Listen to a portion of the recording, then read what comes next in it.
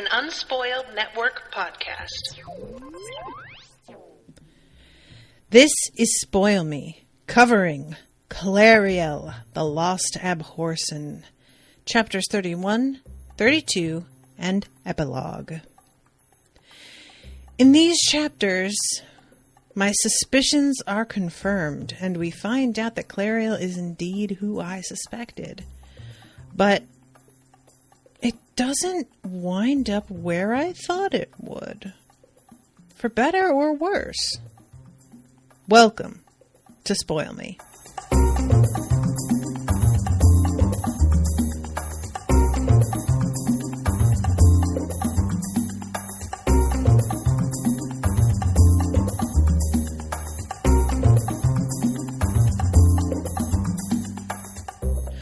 Welcome to the show, everyone. I am Natasha.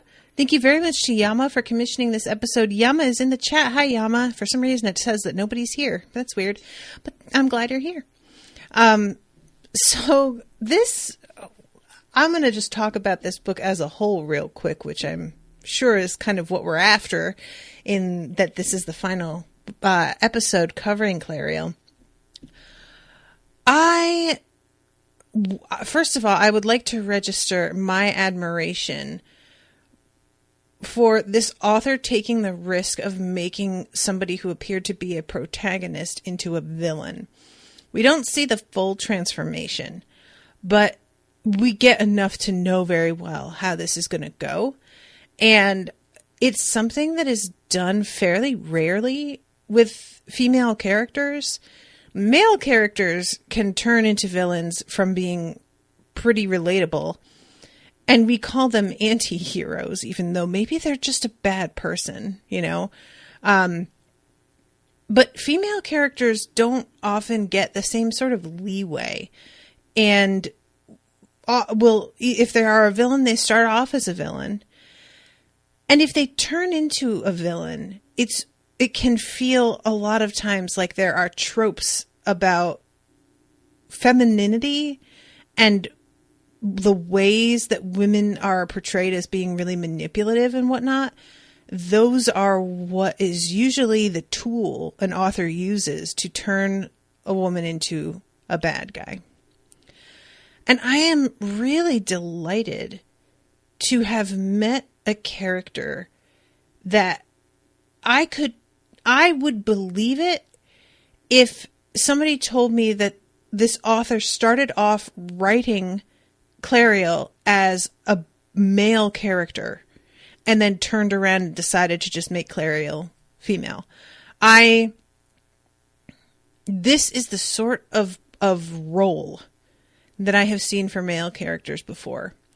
And it is really refreshing to have there be somebody who is, I don't even want to say like a tomboy, because that's not quite fair. Clariel just wants to like be alone. Doesn't want to be around people too much. And that's not portrayed as some sort of like freakish thing on her part. It's just treated as the thing that she wants and who she is.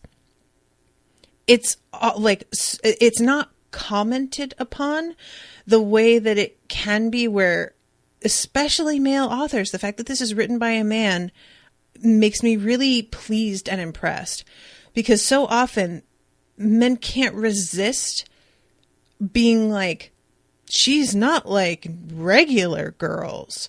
She's not like other girls. She's a weird girl who likes boy things. Garth Nix does not do that. He's just kind of like, here she is. This is what she likes. She's met some people who are not like her. Some of them are boys, some of them are girls, and they like other things. She doesn't like those things. It's fine. And I just don't think I really appreciate how rare that is until I finally get it. And then I'm just like, okay. I know that I said something, I went on for a bit last episode about the failure to include sexuality for a lot of the characters that are female in these books, and I stand by that for sure. But, you know, if we take that out of the equation I think that this is a pretty dope character. And her transformation is honestly heartbreaking because you know that she really does mean well and that she...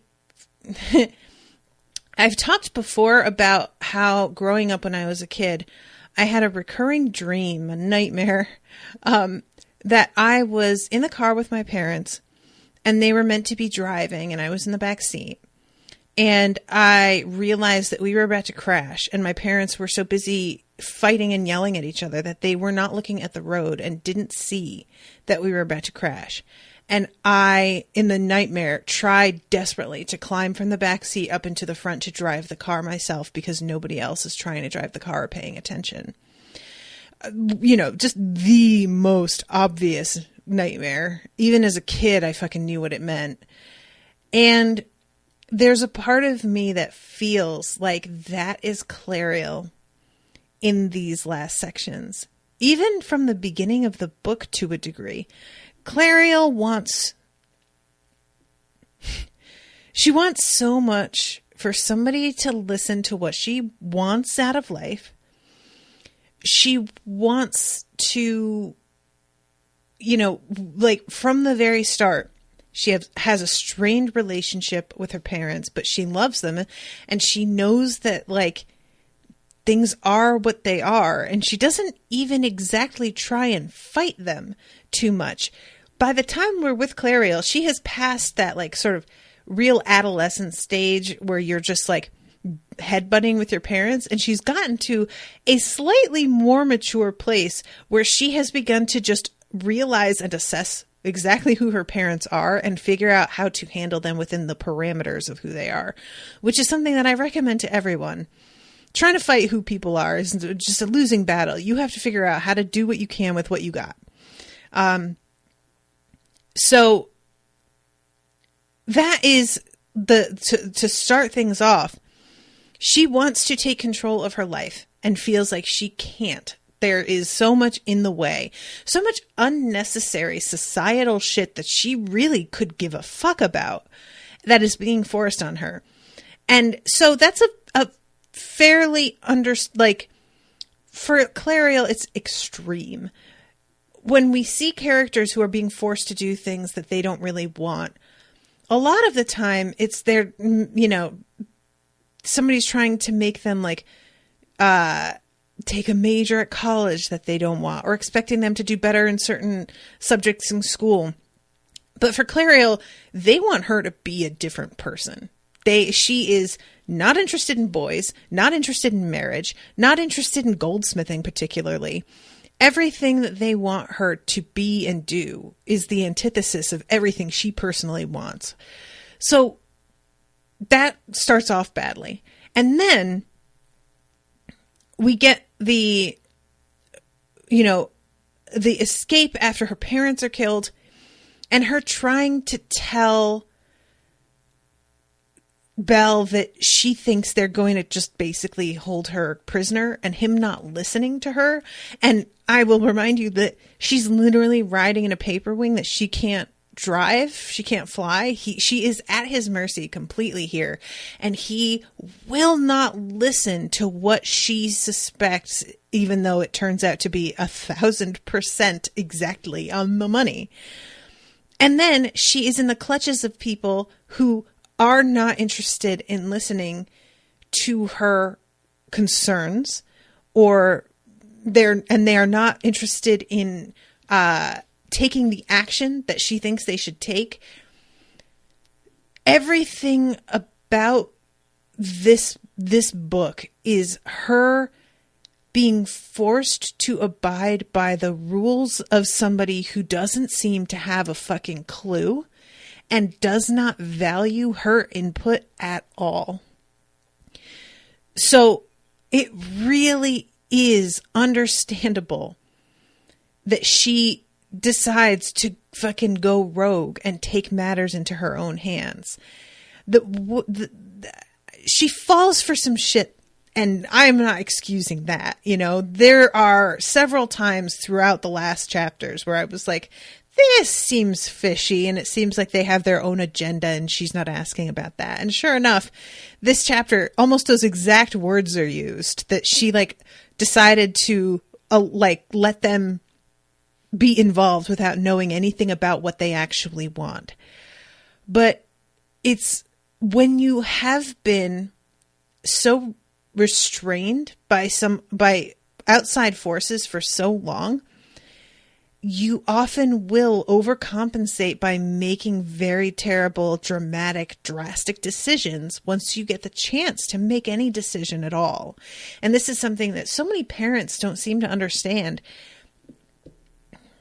Letting your kids fuck up is part of being a parent, and it sucks and it's hard. But if you just lock your kid down and are super strict with them, all that's going to do, unless they are of a particular personality type, is ensure that once they're out on their own, they will go fucking buck wild.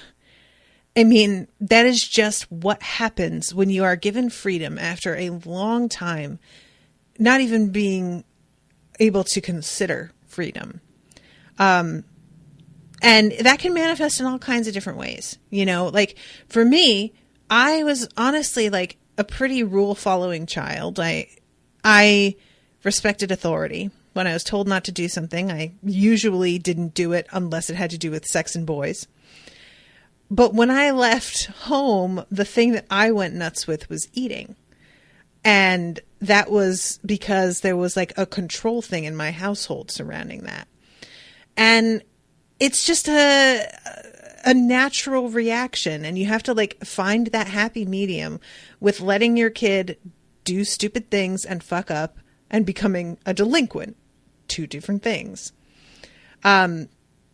So this whole thing is just so like, it's in a way, one could say it's so predictable that she winds up doing what she does here, because everyone is acting plenty suspicious of her because they have all heard about like the incident with the free magic creature. So everybody seems to know that she has the potential to go bad. But nobody stops to think what happens with somebody who has that potential to go bad when they feel trapped and thwarted and like they are being, like all of their concerns are being sidelined.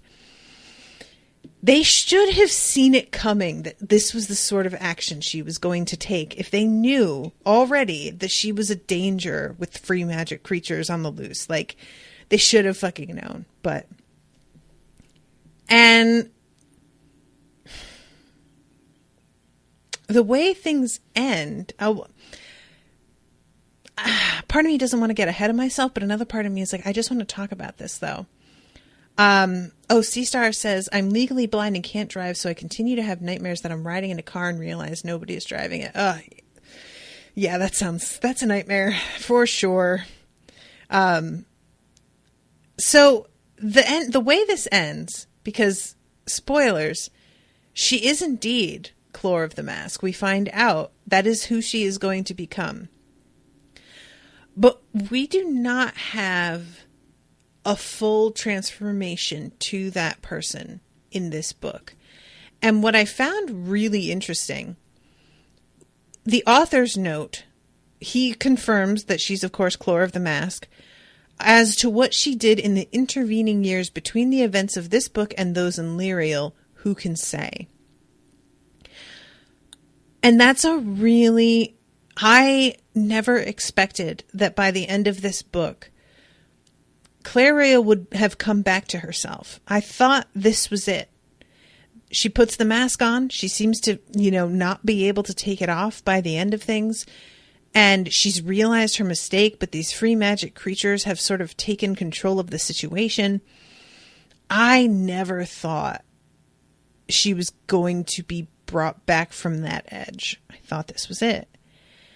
And while a part of me is grateful that we get a bit of a reprieve, that she gets a chance to to make it right. Another part of me is almost more upset at knowing she was given a second chance and she squandered it. Because she winds up becoming who she becomes, we know already. And we don't know how that happened, but we know that this opportunity she was given to avoid that fate, she doesn't take. And I'm just really sorry for her in a way. Like, Belle tells her that him and Mistress Ada they have bound the part of her that is out of control and wants that free magic, so that if she tried to enslave a free magic creature, it would simply kill her, that she wouldn't have the rage in her to overpower it and force it into submission. But, and to a degree, that's the part that I find so sad, is that the part of her that wants to do that is almost like a separate part of herself. It's like she has a split personality. Not entirely, because when she's herself, she can still remember how good it felt. She still can remember that she wants this thing. It's not an alien concept to her. It's not like she, comes back to herself and she doesn't remember the things she's done. So it's not entirely like two different people, but it's separate enough that I could see that just being extremely frightening, that you begin to realize there's a piece of you that when it takes over, you no longer have control and your rational mind is no longer in the driver's seat. And that is something a lot of people deal with in various, like when, for example, I'm going through a really bad depressive episode, my rational brain goes away. And all that's in the driver's seat is this other part of me that's like, who cares? Whatever, fuck it. No, you don't want to do that. You really don't. I mean, honestly, think about it. What's the point? Do you want to do? No, you don't. Look, just admit it. You don't want that. And there's this tiny voice from the back going, but I do though. Can barely hear it. It's sort of like that. But they are able to go in and bind it. Which a part of me is like, I understand what y'all were trying to do. And I respect that you're trying to keep her safe as well. But on the other hand, is it just me that feels like that's a tiny bit of a violation? They have gone into her self and bound a piece of who she is away. And that feels wrong to me. Like,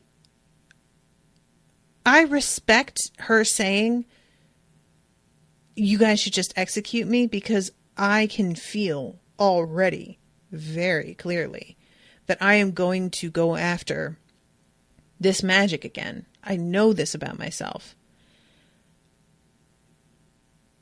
But if she is going to be allowed to live and escape,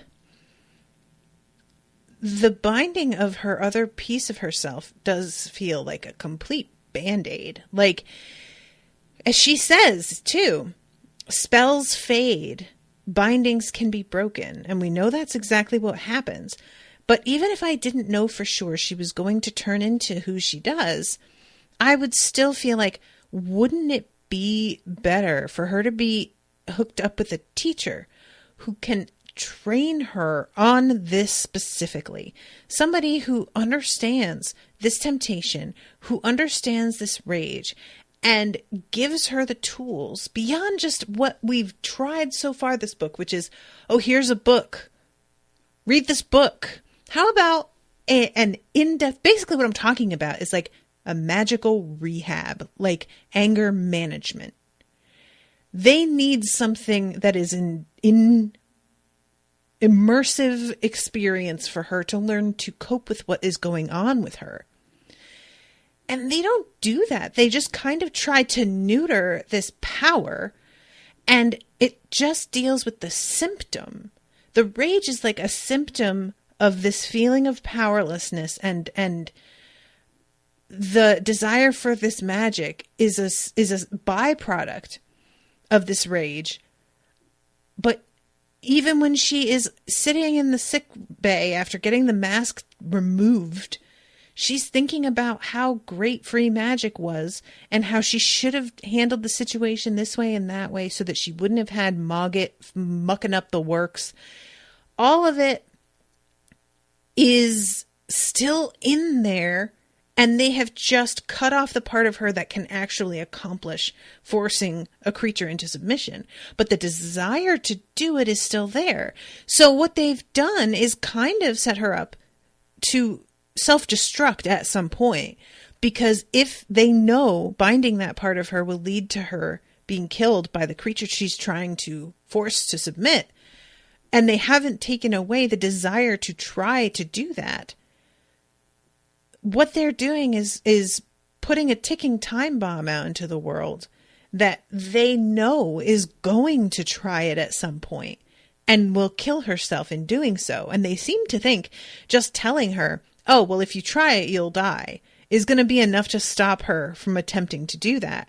But anybody who has self-destructive tendencies and, you know, deals with depression or deals with anything that is like a mental illness, being told that something is bad for you or dangerous for you is no kind of deterrent to most of us. You can tell me that these cheese doodles I'm eating are covered in artificial flavor and color and are like very high in trans fats, and that I will feel gross afterwards and they will spike my blood sugar. You can tell me anything you want. I am going to eat those motherfuckers, and I would love to see you try to stop me. And so them doing this thing, it's very half-assed, you know? And like, I don't really know what I would prefer, because they obviously can't keep her here.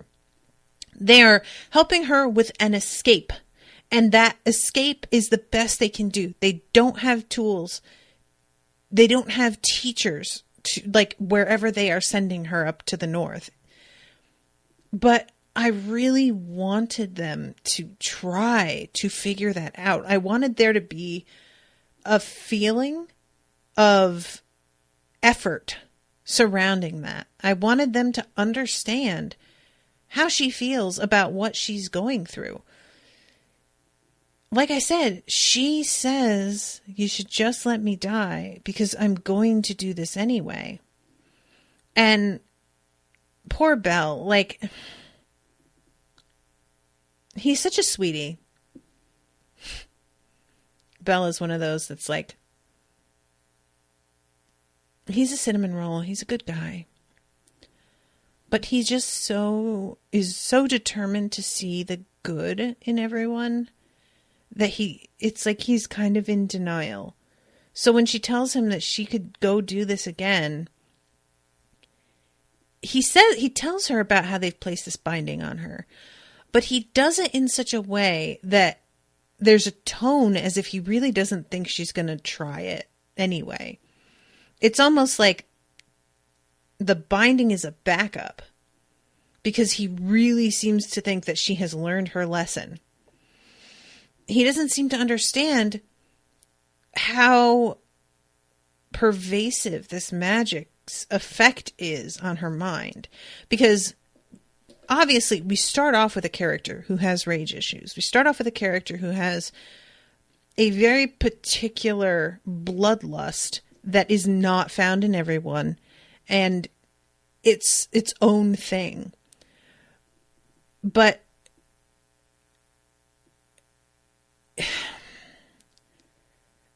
I'm trying to think of how to put this. Belle just doesn't understand. I think what's bothering me is that Belle is painted as like being really into her. He says something about how even with the scars, he wouldn't care and that he would still be open to something between the two of them if she were. And I think what bothers me is Belle is claiming to care about her, but it feels like he hasn't actually known her at all. It feels like this whole time he has had a crush on someone else that he thinks is Clariel and isn't. Because I don't really see what it is about her that he is drawn to. They don't have anything in common. The only thing that he mentions is that she has saved his life a couple times, which fair. And I guess I could see just, that default of falling for somebody who saved your life is a common trope. So maybe that's all it is. But I feel like he doesn't seem to really understand her as a person if he doesn't see how dangerous she is. And I don't know. It's kind of, it makes me wonder about Belle's intelligence a little bit. I want to have faith in him, but then there's a part of me that is just like, dude, hello? Are you paying attention at all here, guy? So yeah, I don't know. This is the problem when a character doesn't seem to have feelings for the one that is into them. That a lot of times it feels really like if they're not giving signals and if they're not kind of engaging in flirting and stuff, it will really feel like the person who has a crush on them has no reason to. It's just like, well, she's hot, and that's as much as, and that can be played well. You can have a character that someone else thinks they have feelings for when really they're just attracted to them, and have that be very clear in the way things are written. But with Belle, it's like he really seems to believe they have some sort of connection. And I'm just like, man, you don't. She sees exactly what the fuck is going on all the time. And you are just so childish about a lot of it. But anyway, so I'm going to back up here and go to Return to Belissaire as things are really starting to get out of hand. Let's see. We have, okay. She can see something on the road, but with the mask and the wind and everything, it's hard for her to tell what it is. And she asks Mogget, and he says that there's a small army. I can see the silver star of the Clare, the blazons of Navis and Bridge Company, many charter mages, some of the greatest power. I can feel the captain of the Rangers, the chief librarian, 3 of the 4 bridge masters, another who I do not know, most powerful of all. They are marching fast, as if any delay could brook disaster. Is that another who I do not know, most powerful of all, a hint to us that of somebody specific? That kind of caught my attention the first time, but I wasn't sure if that was something I was supposed to pick up on, or if that's like just, it just feels like so pointedly said that I thought it had to be about somebody that we have heard of. But I don't know who that is.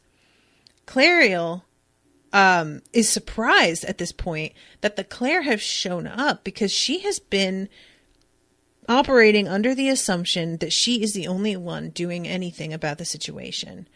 And now that she has found out they are actually going to attempt to help Lemons try and save the king, she doesn't really know what to do about this. Like, she sort of thinks maybe we should just turn around. I don't need to do anything. We could turn away now, fly to Estwale. And this is when Mogget begins to work his magic to convince her to continue. And this is what's so frustrating, is reading this. I mean, we know Mogget has a vested interest in this somehow. It's really clear. I don't know if he knew for a fact that Azimanil had been working with Kilp. I feel that was why his eyes sort of brightened when she tells him the name of the free magic creature, that he put it together that that's the one that has been kind of doing its dealings with the king. I don't know how he would know that. That's my main question. But the fact that he can feel the charter mages and tell who they are from the air, maybe that is part of like his ability. And let's see, he says, even if the city walls aren't held against them, they cannot come to the palace in time. The king's guards may still be fighting a last desperate struggle, hoping for reinforcements, but who can help them? So he sets her up totally to be the knight in shining armor that comes over the hill. And there is this moment where she starts to feel that Azimanil and Bazalanan are after something. It says she could sense an eagerness from the dragon beneath her. It was like the fury, but different. And it wasn't just about fighting. They wanted something else. She could feel it. And I wished so much for her to fucking pursue that. She almost gets it. She's so close, you guys. And it's tragic that she doesn't really it's not even just that she doesn't take the time. It seems to be that Maggot is aware she can sense things and is doing his best to distract her from being able to focus on it and sense out what it is. And Maggot, he's like, oh, BT dubs, when you land, you're riding a free magic creature. So you had better be ready for them to attack you, because that's what's going to happen. 100%. And it's a moment for her of being like, but I have charter marks in my robes. And then she looks and realizes that they are coming off. Like, they're mostly faded, and the ones that are still there are literally coming adrift and like fading away. And I think it's a bit of a moment for her to, like, when she realizes that she is going to look like the enemy when she lands. Maggot, meanwhile, when she's talking about trying to fly faster, he suggests that she calls a wind by using a smidgen of power from Azimanil. And I am assuming that this was because the more she uses Azimanil's power, the more wrapped in it she is going to become, and the easier to manipulate she will be. Meanwhile, Maggot has spotted that they are being followed by a paper wing, and is trying to encourage her to do this, not just because of the magic, but because he has realized that somebody might catch up with them. So they land upon like a very high speed, right up against one of the towers. And it is a really dramatic landing that I feel like this is one of those things that I'm not totally certain works for me. And I mentioned this last time that, you know, when she was in the paper wing, it was very comfortable. She felt very secure. She could even fall asleep. Everything felt like she was taken care of. Something was protecting her and watching over her. And in this situation with the free magic, this chair is extremely precarious and uncomfortable, and she never feels like she can relax. And there's like just this sense of it being shaped in a way that isn't even particularly comfortable to sit in. There's nothing holding her in it, so that if she's like tilted at a weird angle, she begins to slide out of it. It is just very unstable and unsafe. And I get that's supposed to be the metaphor for her using this magic, but I found it to be ineffective as a metaphor because so much of the danger surrounding the way Clariel sees this magic is that it is comfortable to her. That even though she's afraid of it, her mind immediately goes there, like by default. Even though it worries her to know that she is capable of certain things, it is something that she has to actively fight against all the time because it feels so natural and so good. So I would have liked it if instead of this being uncomfortable, if there were something about the paper wing, maybe, that she didn't like. And then she sits on this chair and she is super comfortable and feels so at home, almost that she begins to like, and this does sort of start to happen. It's a weird moment she goes into kind of a fugue state where she is like imagining that she's in a cabin in the forest with the stove lit, and it's winter, and the like larder is full of the autumn harvest, I think is what it says. It's a very peaceful picture that she sort of mentally goes into, to the point that she loses track of where she actually is until she's like brought out of it again and realizes that she's still on this fucking chair. If she was in a chair that felt dangerously comfortable to the point where she was allowing these two free magic creatures to sort of take the reins while she sat back and let them do their thing, I feel like that would be a better representation of what's happening here, because she doesn't know what she's doing and she's letting Mogget steer everything. And any answer to her questions about how things work is filtered through Mogget's agenda. So the fact that this chair is super uncomfortable, I think, is meant to be a metaphor to the reader of the comparison between free magic and charter magic, and how one of them like is inherently more like foreign and less basically less concerned about the worth of human life and protecting us and whatnot. I don't think it works for Clariel specifically and her experiences with this magic so far, because so much of it becomes a part of her so quickly. You know, like the mask, as much as she wants to take it off, as much as she wants to take it off out of principle, she does start to notice how comfortable it is that she forgets it's even on. And that's the sort of thing I really would like to know too, what the hell the deal is with this mask, because we don't get a particular explanation on this. And with the other equipment that she's using, like, I'm looking at this part here where she's got her gloves on. It says something about how the charter marks, let's see, he says that they'll think you're an enemy. My robes have charter marks. And let's see, there's something about her like gloves that she's wearing almost becoming transparent.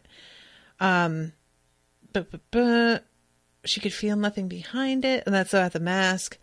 Oh, here it is. It was too difficult to feel through the woven stone of the gauntlets and the thick bronze of the mask. There were no charter marks on that gauntlet now, and the material was becoming thin, her skin almost visible beneath. So my question here is, all of the rest of the equipment that she's wearing in order to protect herself from free magic is seeming to like slowly lose its juice, right? But the mask is the one thing that isn't responding the way other things are responding. She's got charter marks just fading off of her robes and literally floating away. She's got gauntlets that are going transparent. They're all sort of beginning to literally disappear, but the mask is getting glued to her face. Why? What is it about the mask that causes it to react this way? Is it simply its contact with her charter mark while she's doing this stuff? Because I feel like that is an odd reaction for this to, like, I don't know. I'm just very curious about what it is that caused that. It's not even like it's fused to her. Once it's removed, she feels like the scars on her face.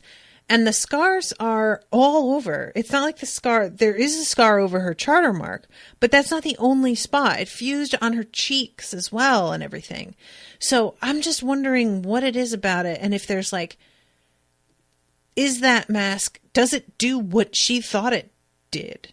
Does it protect, or is that its intent? Like, is that its intended purpose, or was she sort of fooled by it, or did Mogget not know?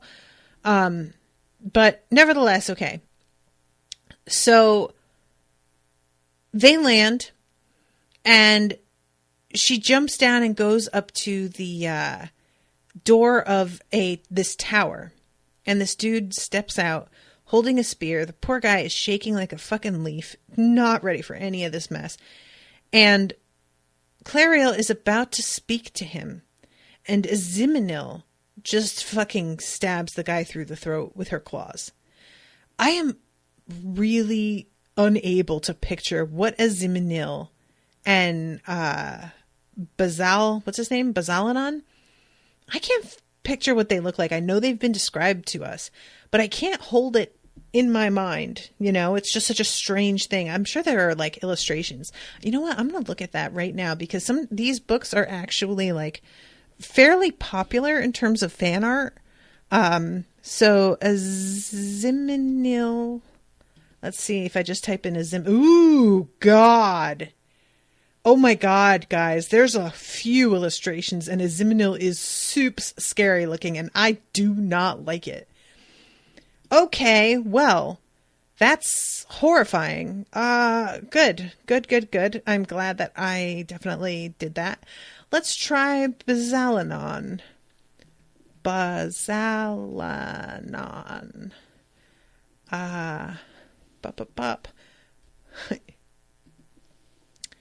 Ooh, Bazalanon is pretty cool looking.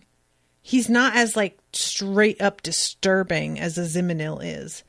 But I recommend, guys, if you haven't, to look for these, because there's this pretty awesome illustration of the two of them on Pinterest. I'm going to share the link on the chat here. But it's obviously the illustration of Clariel standing between the two of them. And it really gets across how much she should have known that these things were bad news and that she was not going to be able to manage them, because they are very large. Anyway, Azimanil, when Clariel tells them not to kill, they do not answer her. They do not reply at all. They do not bow their heads. They do not acknowledge that she has said anything. And Mogget's response is simply, it's their nature. And I wanted so much for Clariel to see this massive shift and detach herself from this situation at this point. But honestly, even if she had, they're at the castle now. It is too fucking late. Even if she had detached herself, she got them where they wanted to go. They would kill her and be done. They don't really need her anymore by now. She just happens to be there, and they're keeping this going because she's going to ask the questions that they need answered about where the king is. Otherwise, who really cares, you know? So I guess it makes sense. It's just so upsetting, y'all, how many times she has the opportunity to stop and look at what the fuck is going on, and she doesn't do it. You know, she is too wrapped up in what she wants to see the evidence in front of her face.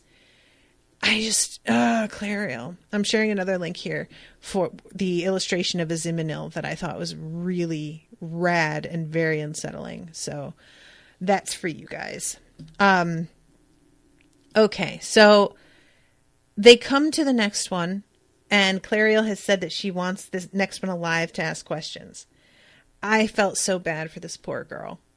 Clariel is demanding to know whether Kilp controls the palace, whether the king is still alive, where Kilp is, where his son is.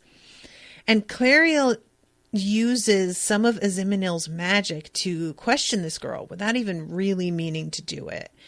And the woman who is being compelled begins sobbing. Like, she's answering the question because of the magic, but it's deeply upsetting her, clearly. And it's just so, like, I just really feel bad for this girl. And, you know, her remaining time is cut short by Bazalanon, because he twists her head off as soon as Clariel's back is turned. It is really awful to see how much they are undermining everything she says so quickly, and how little she's aware of it or taking heed of it. And they go through the doors.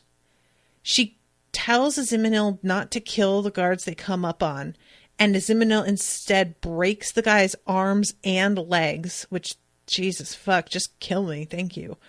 And at this point, she asks Mogget what the creatures can be confined in. Because she's realizing, I haven't got control over these guys and they're beginning to go really crazy here. So I'm going to need to put them in there. I'm going to need to send them to their kennels for a little bit. And Mogget is basically like, I mean, there's a couple things you could do that might last a day or two, but without charter magic, there's nothing much we can do. And she says we better hope Kargrin lives, or Mistress Ader, because this stupid bitch still hasn't figured out Mogget doesn't want you to control them, you dodo bird. Where's your fucking head at? It should be obvious by now, sister. And, like, I get that she's probably, even if she has figured it out, is still in denial. You are just making a fucking fool of yourself now, though. Like, stop it, okay?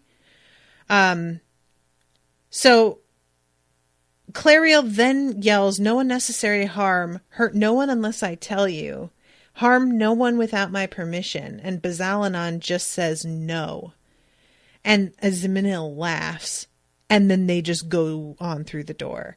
And Clariel tries to do the obey me, but she feels their minds breaking away from her will. And she realizes that this was the plan the whole time. They aren't breaking away out of nowhere. The whole thing was that they came here for their own reasons and were just waiting. They were using her as the means to get here, and then were planning to go off and do whatever the fuck they felt like as soon as they got the chance. And my question here is how real her hold on them was to begin with. And because I said in the previous episode that it felt like Bazalanon gave in too easily, or maybe even Azimanil as well.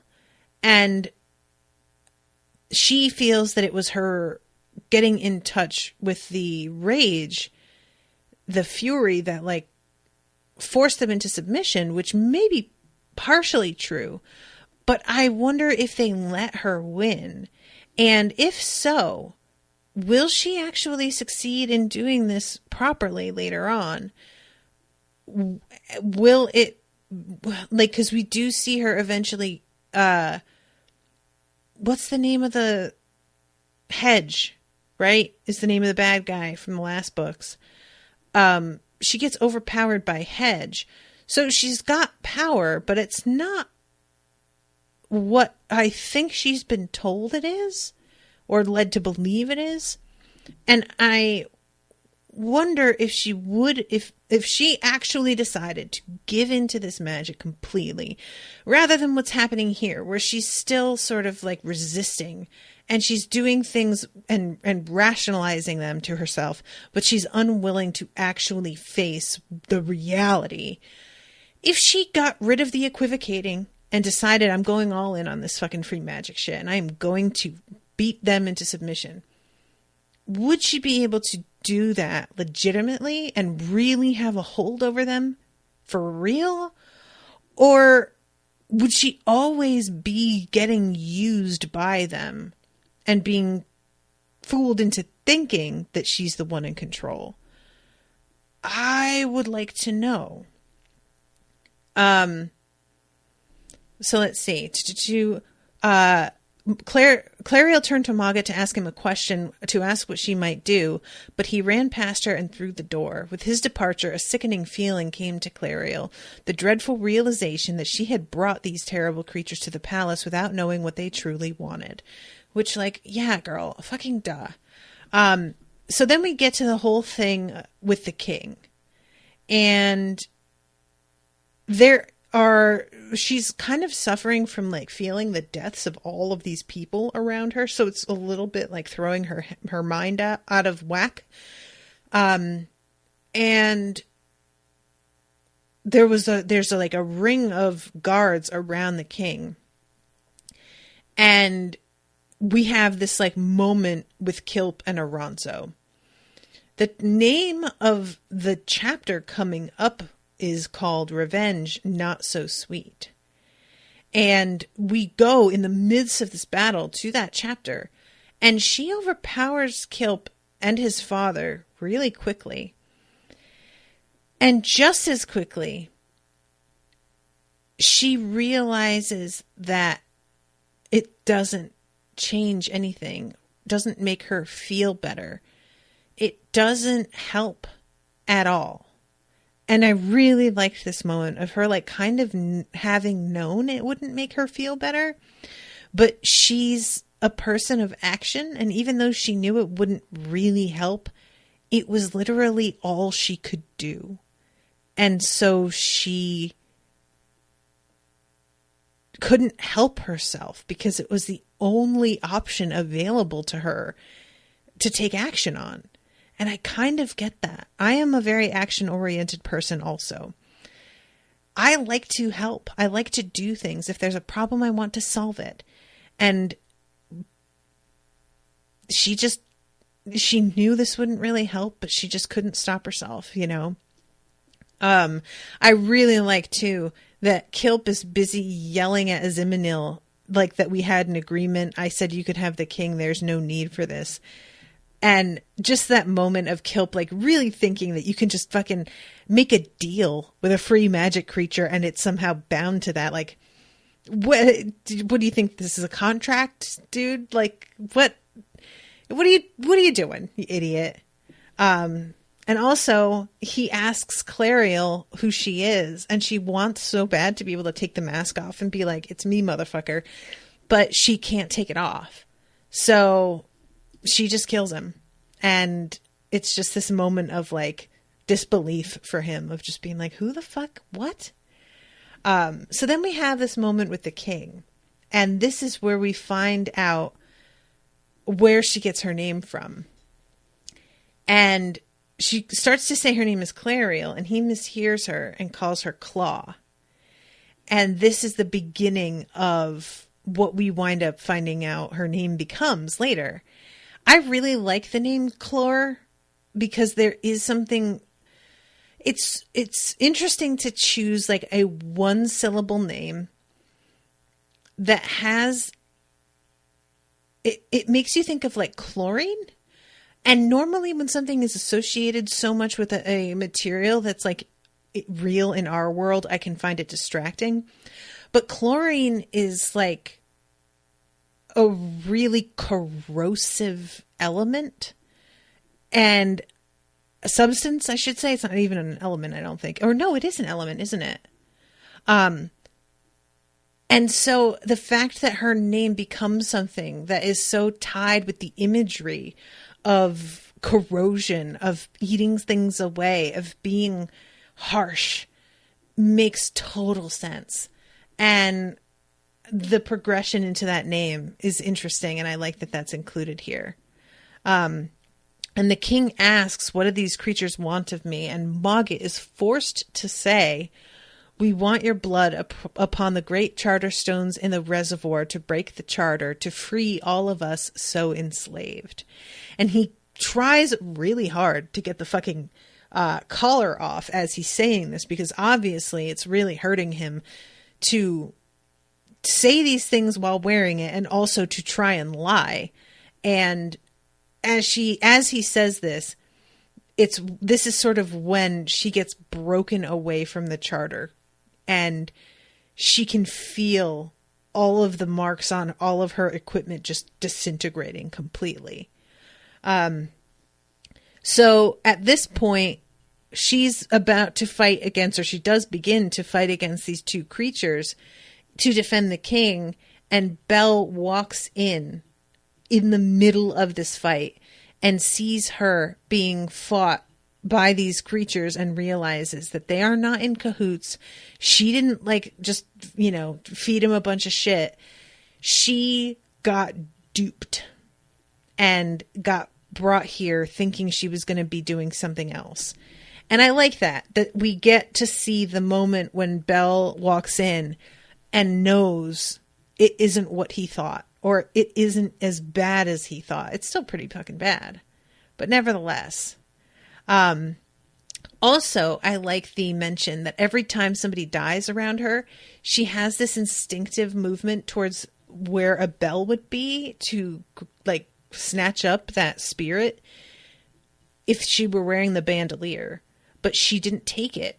So she keeps on like sort of automatically moving to capture these lives that are slipping off. And she's never done it before, but it's still this like complete reflex for her already. So I really liked that. And Clariel is pretty badly wounded. I thought maybe this was where she was going to like go into death and like have to be summoned out and something would happen. But Bell, for his part, renews on Mogget all of the commands that have ever been made.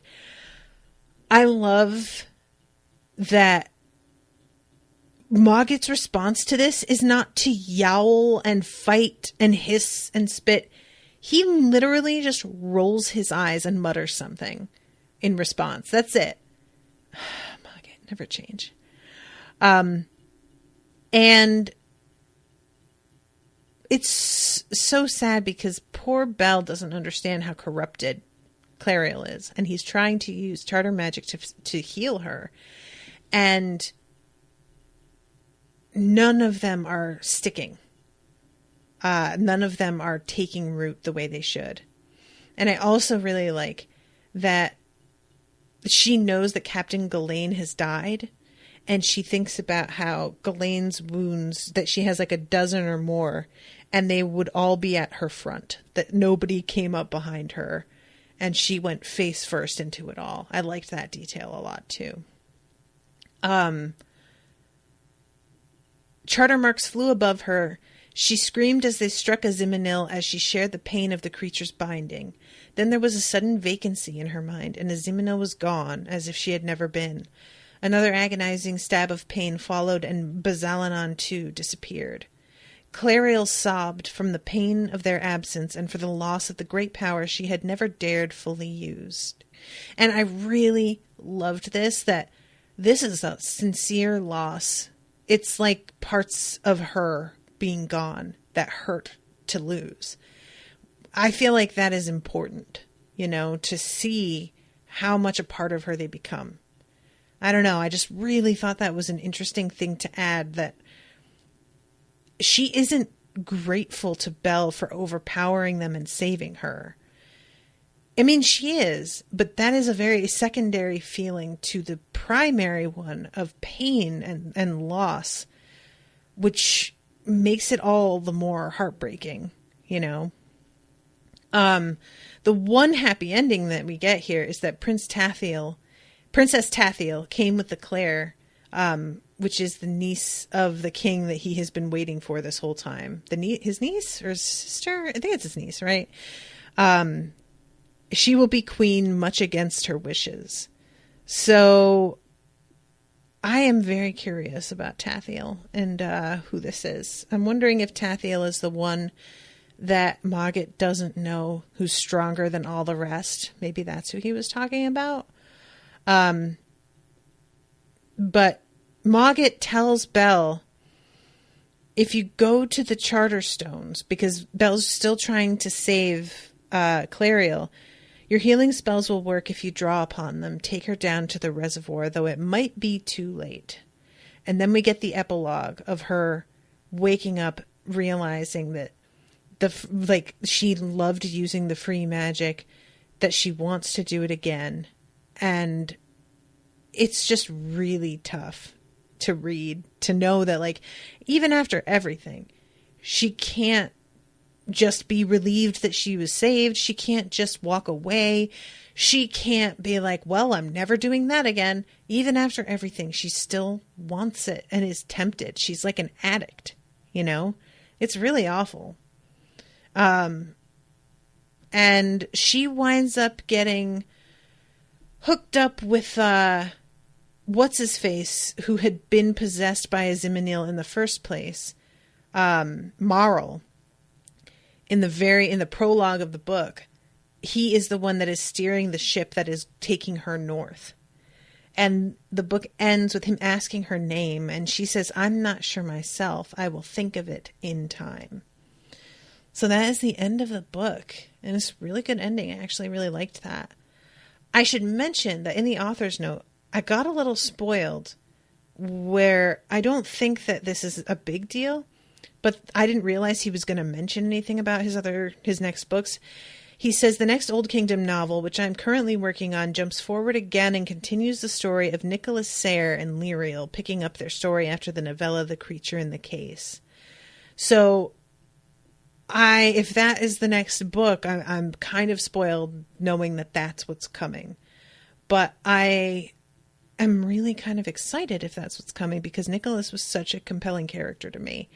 And I am interested. So we'll see. But I just wanted to let you guys know that I did read that author's note, and I didn't mean to, because I like to go into books really not knowing anything about what we're getting into. But what can you do? Can't help it.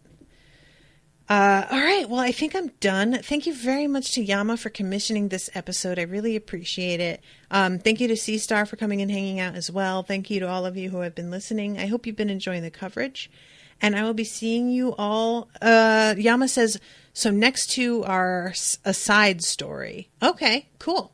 I'm into that. Very, very important, she says. Got it. Cool. All right. Well, I will be seeing you guys soon with new episodes. So until then. Oh, wait. Sorry, guys. Yama is telling me to wait. She's very, very important. Then wait. And now I'm just pausing.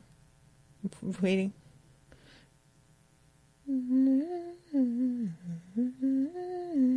Don't listen to the audiobook for the last book. Okay. It's awful, she says. That's too bad. Okay, noted. That's too bad. I wonder why. All right, guys. Well, that's some advice from Yama. So if you guys have been listening to the audiobooks, maybe enter that one with caution. There's always samples on Audible as well. So you can probably listen to a sample to find out. But because the one that I just did, previously it had been Tim Curry, which is amazing. The one for this book was pretty good, but was not Tim Curry. So that's a shame. But she says they changed readers. Okay, noted. All right. Thank you again, everyone. Thank you, Yama. And I'll see you soon. Toodaloo, motherfuckers.